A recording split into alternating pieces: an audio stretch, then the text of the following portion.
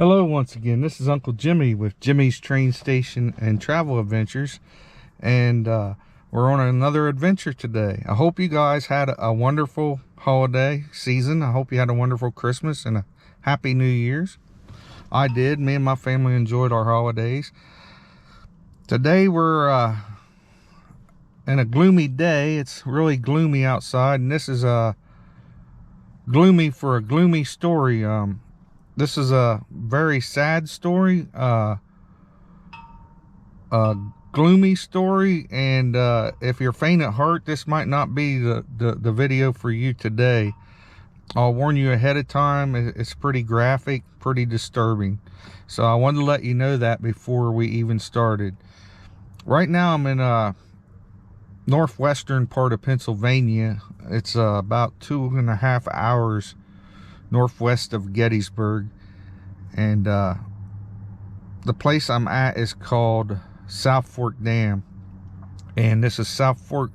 More specific than that, we're at a South Fork Dam historical site, and I don't know if that rings a bell to you, but today I'm going to tell you a story about a disaster that happened in the late 1800s, right after the Civil War.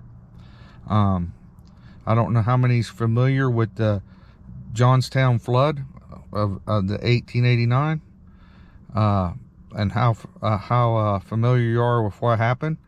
If not, you're going to enjoy this. So sit back as we do this story, and I hope you enjoy it. And I'm going to start out for a little history here.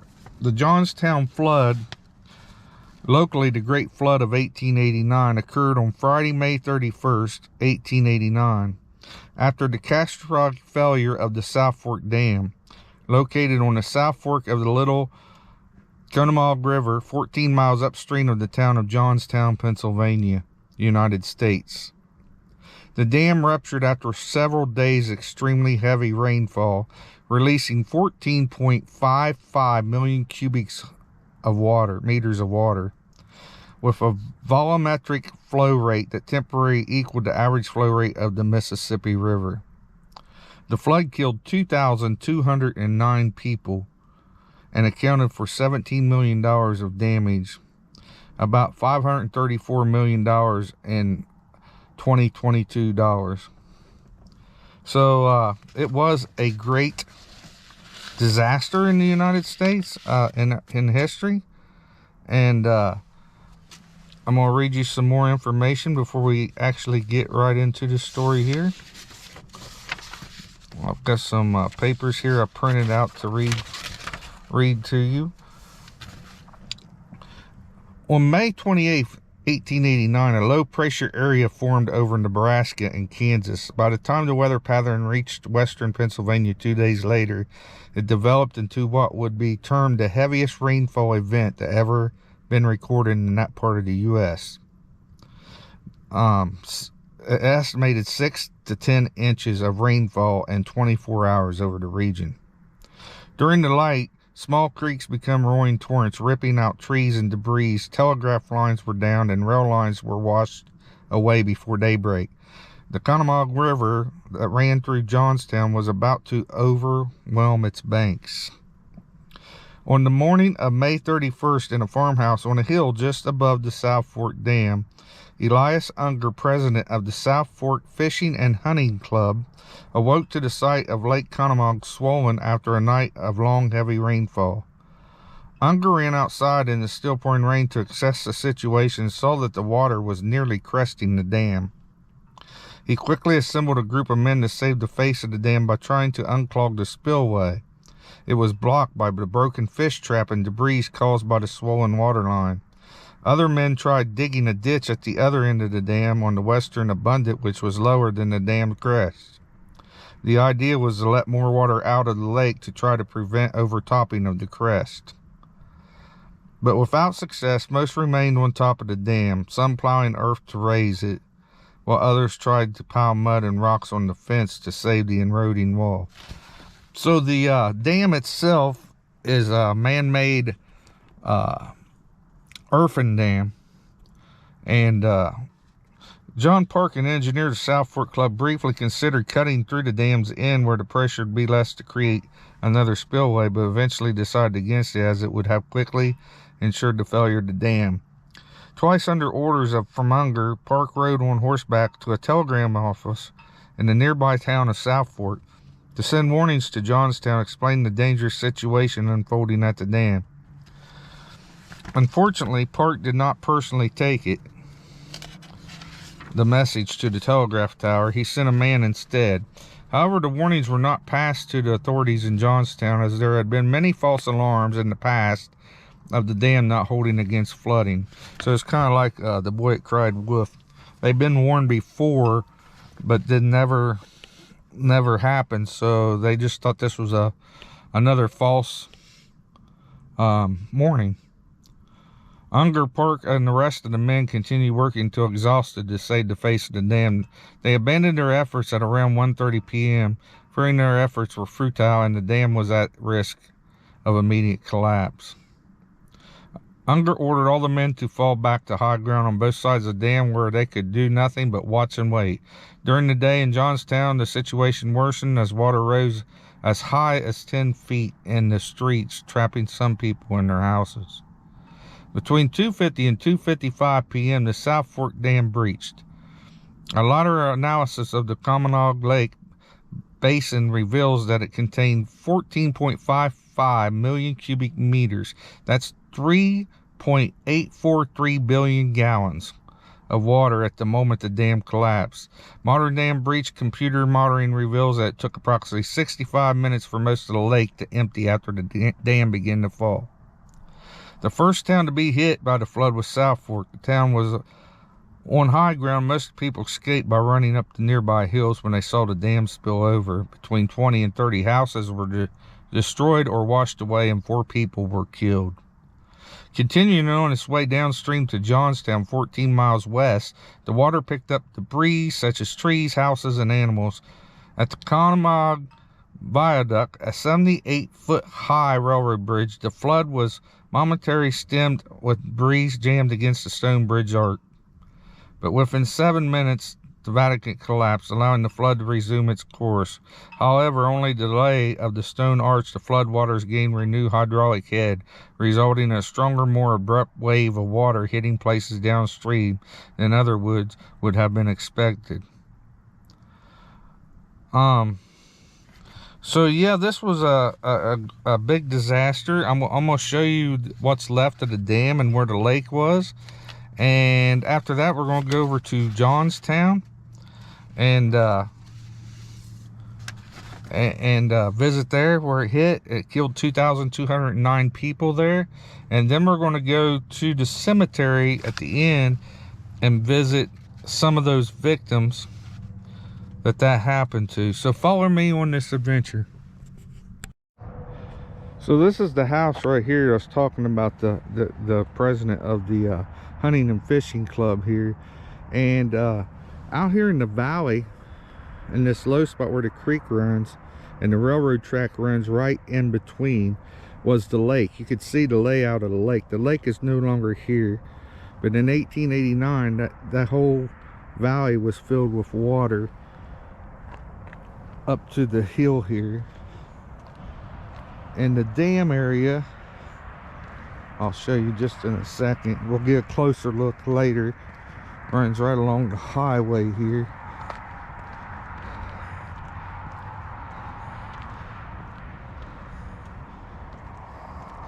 As you can see, there's a walkway way off there in the distance, which we're going to go down later and get a closer look. And then there's the other side of the dam which there's another walkway out there, and right in the center is where it broke, right there. And there was a lot of reasons for that, and I'm going to tell you about that later.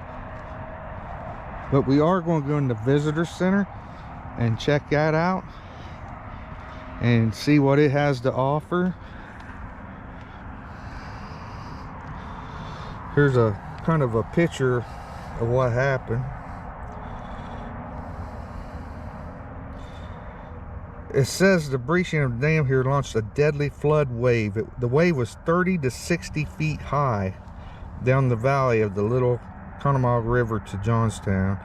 The wave traveled 14 miles in about 45 minutes. So imagine that, 30 to 60 foot wave that broke right there at the dam, and it went this way. So we're going to go inside and check out the visitor center, and then we'll drive down and walk out to one side of the dam and look at it, and I'll explain more down there. So let's go inside and see what they have to offer. So I'm in the visitor center, and they will allow me to film. I just can't film the video, so I respect that. But as you can see, right out here is the two sides of the dam, and in the middle there's where it collapsed, and then another view of where the lake was. And the lady was telling me it was one of the biggest lakes at the time, and that was the late 1800s. But there's a model here showing how big it really was. You got your dam right here, and the little spillway it ran down the side, and then all the clubhouses and stuff was on the other side. And there's a couple buildings she's telling me that's still left, and that would be over on the other side there. That's where the buildings would be. And here's a good reputation. I remember hearing this story about the boy that was holding on to the side of the roof. Yeah, I remember hearing the story that he went into his bedroom upstairs and was on like a 4-post bed, and it kept raising to the ceiling until finally he busted out onto the roof. And the teenage boy clung to the roof as it was flowing down the river with all this debris, and then he was able to jump to another house as the one he was clinging to fell apart, and somebody eventually threw him a rope, and he survived. And amazingly, he had a story to tell.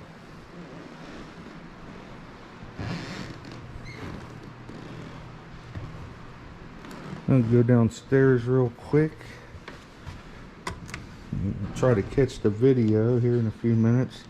So we'll continue downstairs. So I stand corrected. A lady let me know that when I said one of the United States' largest lakes, it was one of the largest man-made lakes at the time. So it was man-made.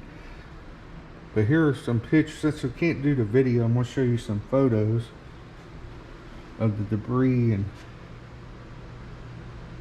the actual carnage of what happened.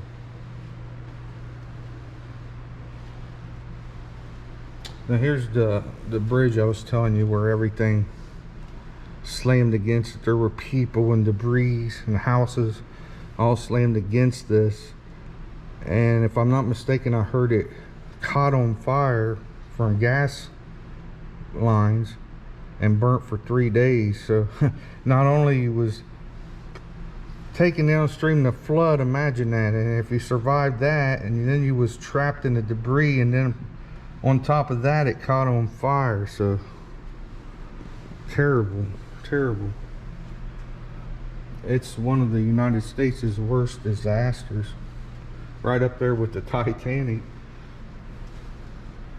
and the Sultana disaster on the Mississippi. It's right up there with it. There's a better picture there of the bridge and the debris. And there's probably about estimated maybe 200 bodies that were never found. Out of the 900, 700 of them are marked unidentified in the cemetery. This is just showing you the flow of the dam there in Johnstown. So it went from the dam, it broke loose, followed the river all the way down to Johnstown.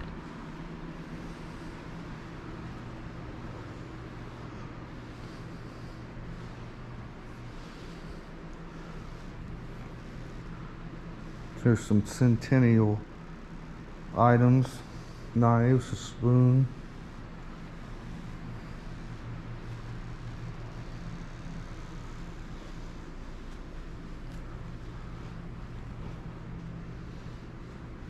There's a lot of books about it.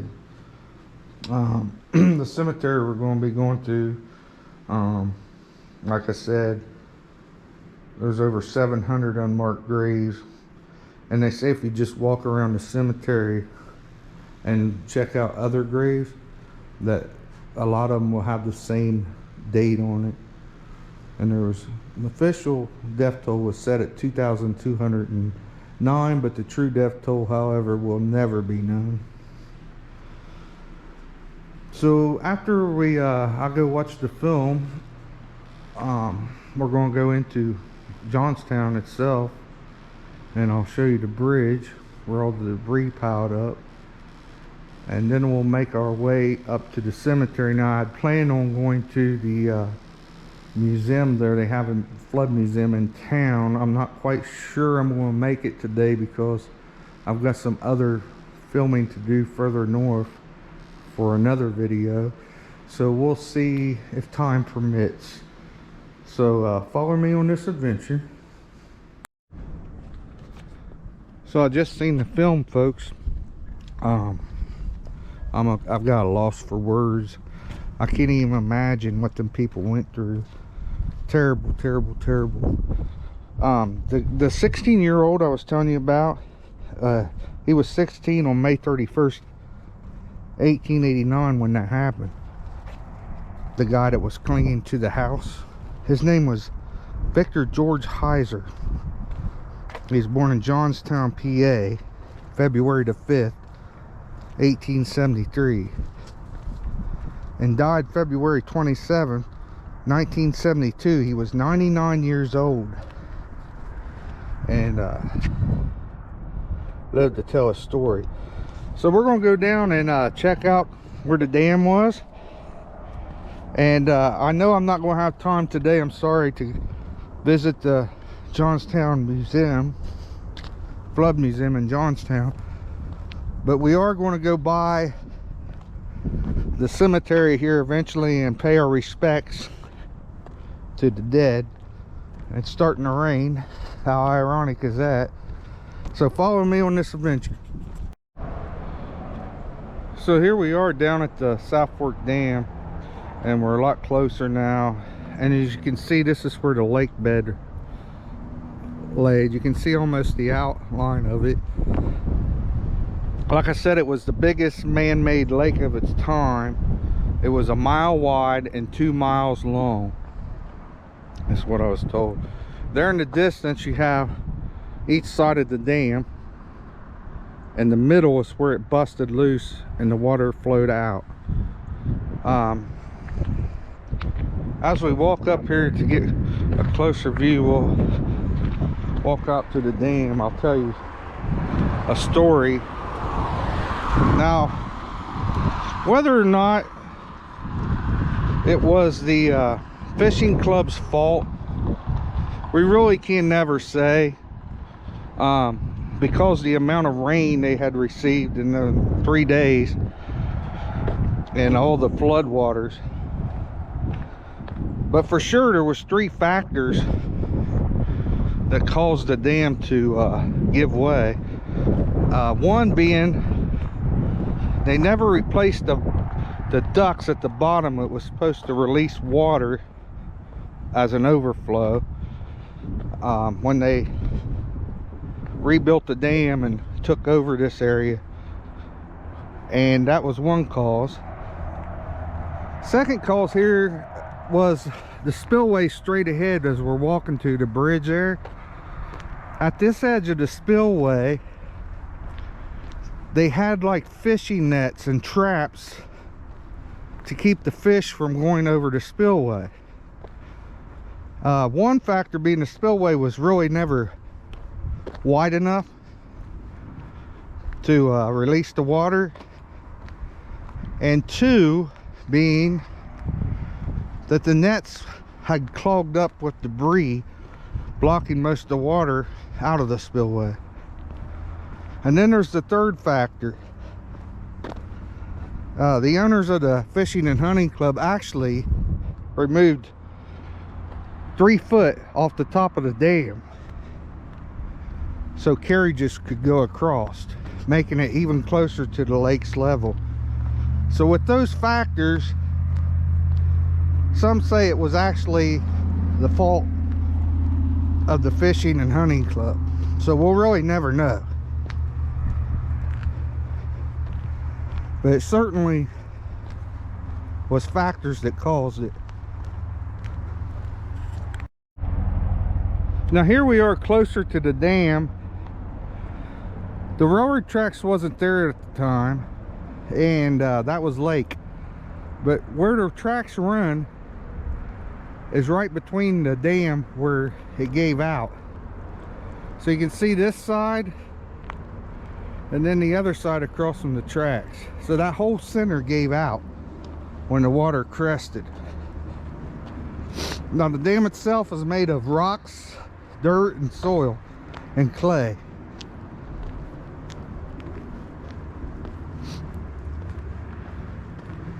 And this is what's left of the spillway right here. So as you can see, there's a picture of it here. It really wasn't wide enough. It went right through there to control a whole lot of water coming out of the lake, especially if it's flooding. It could only hold so much, the reservoir here. And the fish traps are right down here in this area, which blocked a lot of the water.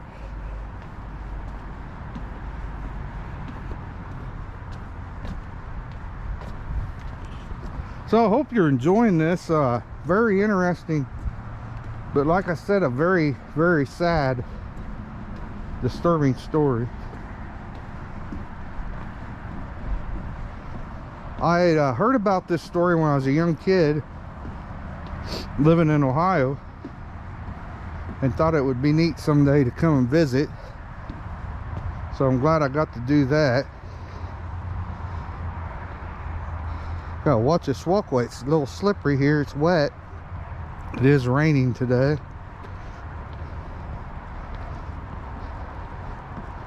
And there's the river down there that was part of the flow, Kanawha River, with that rising and the lake. See, so what they did is when they built this dam, they basically blocked off the Kanawha River and filled it and let it fill up.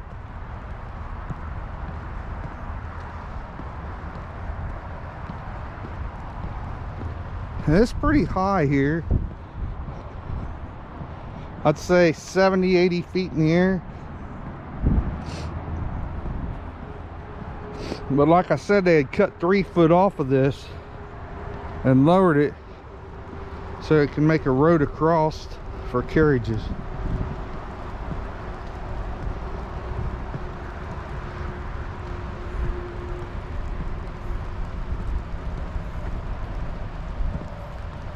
And see how the water still lays in the bottom. But this is one side of the South Fork Dam with the Kanawha River running right through it and the railroad tracks.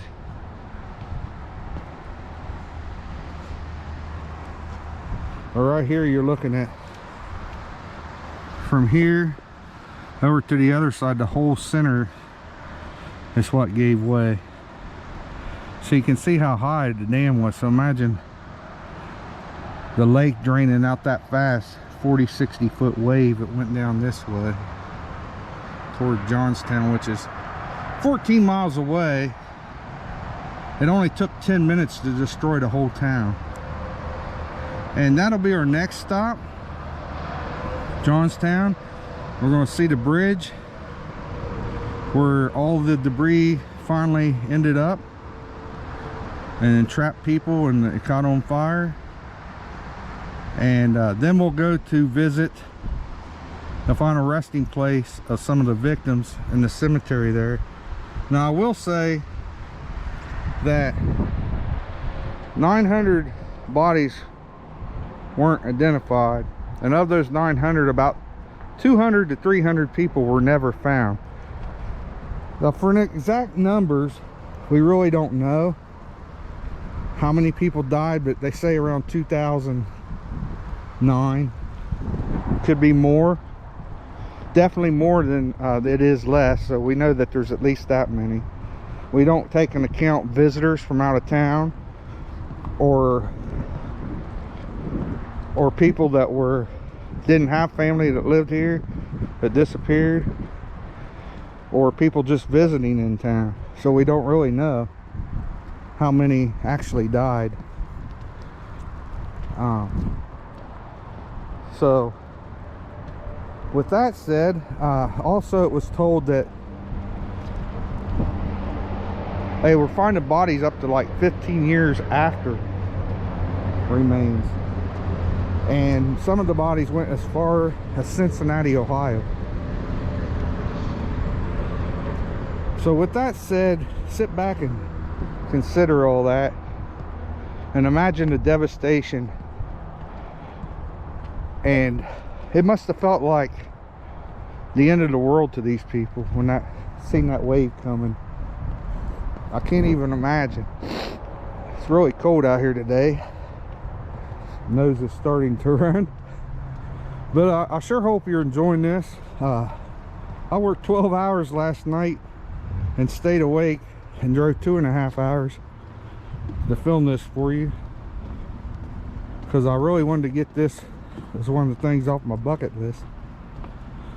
So next we'll be stopping in town, seeing the bridge, and then making our last stop at the cemetery. Like I said, I wish I had more time.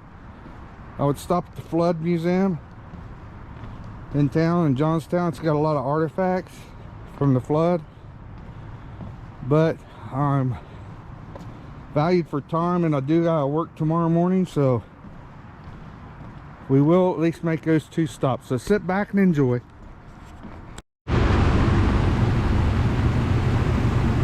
So I believe this is the Conewago River, and this is the bridge where all the debris piled up like 70 feet high. One of the bridges where it all caught on fire. And it's raining now, so how ironic. It'd be raining on a day that I'm filming this. So next stop we're going to do is the cemetery, our final stop, to pay respects to the people who lost their lives in the Johnstown flood. So follow me on this adventure. Well folks, we're at our final stop of this story of the Johnstown flood, and how ironic it would be pouring down raining to end this story. Big monument here, beautiful monument.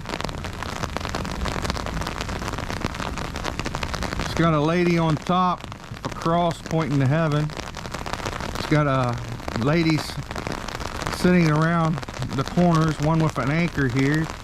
It says a memory of the unidentified dead from the flood, May 31st, 1889. And these are the victims here. There's over 700 markers, all unknown. It's a lady holding a baby. A lot of children died in this. Very sad. Now, I'm not sure. They did say they've got a record of the markers and like numbered of the people, but they're so worn, I'm not sure if they even readable. I'm not even sure if they say anything on them. No, they're all blank from what I can see. No inscriptions, but they are numbered and they have a record of the burial. And way it is I seen in the film, it said like marker number 59, 1-year-old child found nude, sex undetermined. Or for example, marker 79, male victim, head burned off. Or marker 122, 11-year-old girl, golden curled hair, blue eyes. Or marker 21, middle-aged lady, long flowing black hair. So that's how they identified the markers of where the people's buried. And also, the way I understand it, there's extra markers here that have empty graves in them to even out the markers. But there is like 702 dead here, unknown. And like I said,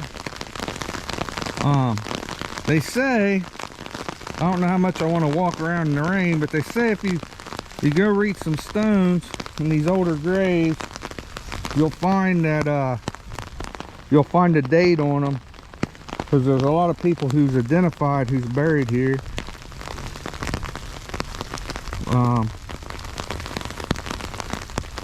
I'm trying to find one here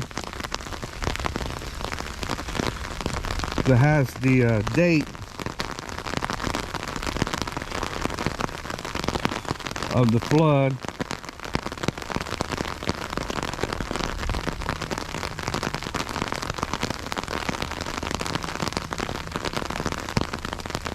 I'm not finding any yet, but let me look at some of the older ones here.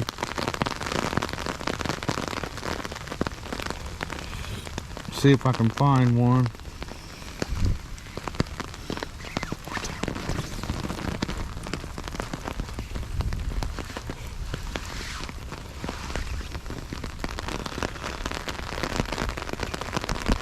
I'm sure they're probably spread out all through the cemetery.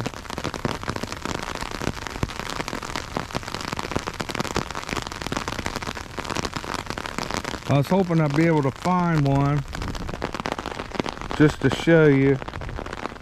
But they'll read May 31st, 1889.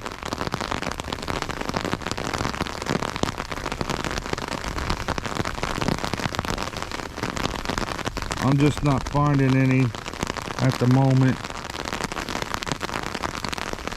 But I found that interesting, that they do have some that they did identify and they marked.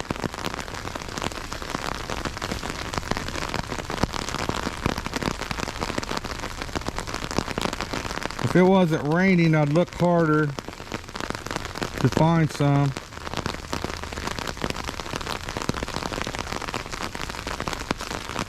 But we'll take one more last look here